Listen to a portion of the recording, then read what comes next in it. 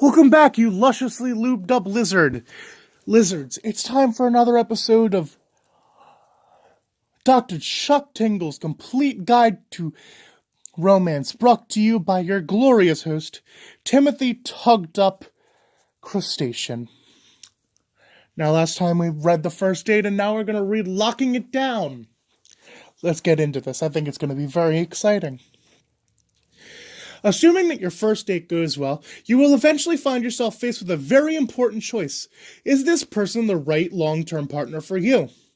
There are many ways of knowing when it is the right time to lock it down, but in general, your realization of this will be almost entirely instinctual. Do you find yourself wanting to spend more and more time with this person? Would you be upset if they're spending time with someone else? If you answered yes, it's probably time to lock it down. Keep in mind that unicorns, dinosaurs, big feet, and living objects all have separate timelines for when this is an appropriate subject to broach. While unicorns and living objects tend to be less likely to want to solidify relationship status early on, dinosaurs and big feet will have no problem defining the relationship. However, keep in mind that you should be much more careful when getting emotionally involved with these particular creatures. Deal breakers.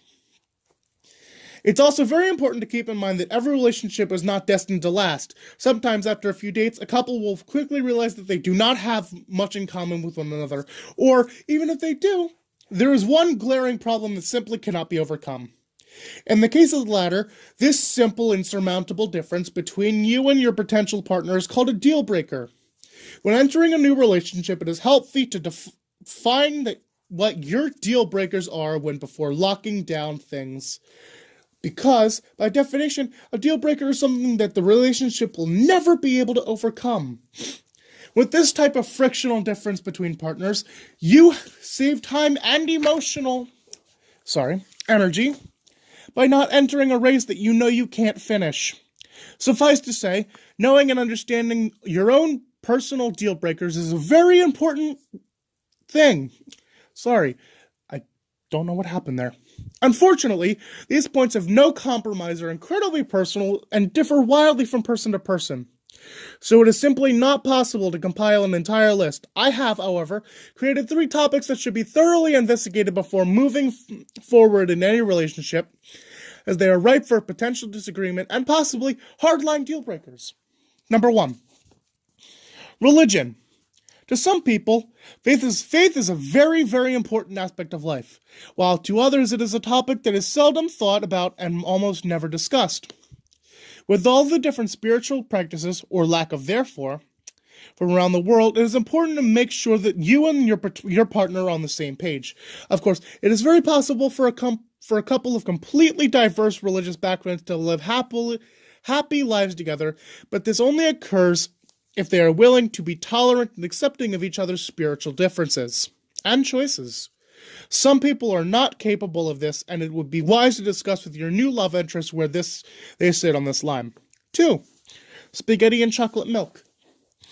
You are what you eat, and never has the old adage been truer than when it comes to your lover's preference for spaghetti and chocolate milk. First off, if your potential partner is bluntly adverse to either of these culinary masterpieces, whether it is through preference or an allergic reaction, disconnect from them immediately. It is a sad but very real truth that there is no future for relationships where spaghetti and chocolate milk does not play a major role. As difficult as it may seem, especially if things seem to be going well otherwise, you may immediately end this relationship. Of course, this advice is considered controversial due to the fact that, legally speaking, spaghetti and chocolate milk are not allowed in the United States. Oh my fucking God! Thanks to unfair flavor laws, vanilla, chocolate, and strawberry are the only legal flavors in the USA. While demanding that your potential partner be, technically speaking, a criminal might seem a little harsh to some, the fact is we live in a time of great political turmoil, and at some point lines must be drawn. Thanks to the underground flavor trade, most illegal flavors are still readily available, making a disdain for spaghetti and chocolate milk, wholly unnecessary and frankly flat out wrong. Number 3, dark magic. While dark magic can be intriguing and exhilarating to watch from afar, getting involved with any dark magic practitioner should be a deal breaker for most anyone. Yeah. I mean, if they could fucking shoot fire out of the vagina, I don't think I would be in a 10-mile radius of that person, to be perfectly honest. But yeah, I agree.